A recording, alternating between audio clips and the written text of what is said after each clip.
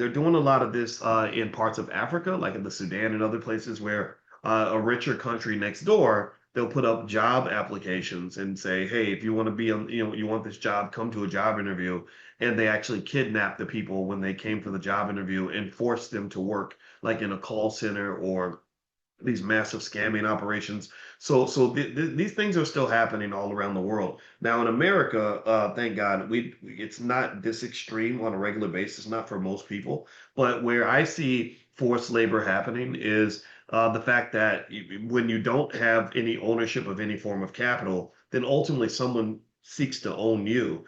And you have people that are forced in these horrible working conditions because the government doesn't do a good job of protecting workers. I have no problem with the election of Mamdani in New York because things have just gotten so extreme. And I trace this back to the 1970s when right before Reagan got elected, there was a whole movement amongst extreme capitalists and wealthy people who just felt that greed was good, and they said, "Let's go take over this government." And so they allowed money into the government, and they started, so laws eventually got passed that basically said that the more money you have, the more you can control a politician.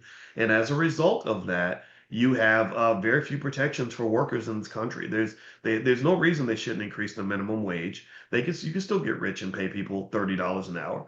There's no reason they shouldn't support labor unions. You can negotiate with a labor union and come up with a fair deal, right? There's no reason that they shouldn't have social safety nets.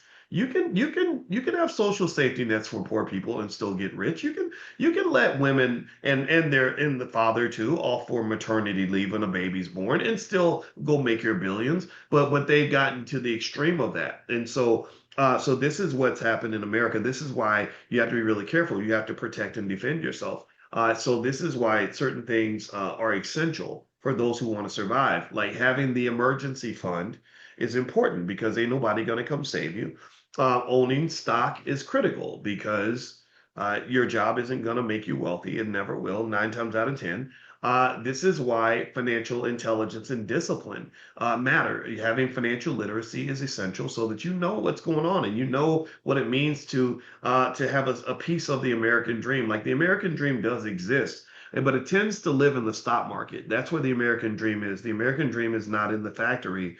The factory is the place where you go and you create the American dream for the people who are invested in the stock market. So this is one of the reasons why I'm very proud that in the Black Business School, 91% of our students are stock market investors. But this is not an endorsement of the system. This is not me saying I'm happy that America is a financial addict and an extreme capitalist. It's me saying, okay, well, here are the rules. Here's how it works. I'm a finance professor. I can only tell you how the game is played and how you can win it. I'm not here to tell you whether or not it's an appropriate game. Or if you were to force me, I'd say no, it's not appropriate, but I want you to win. All right. So anyway, let's move on.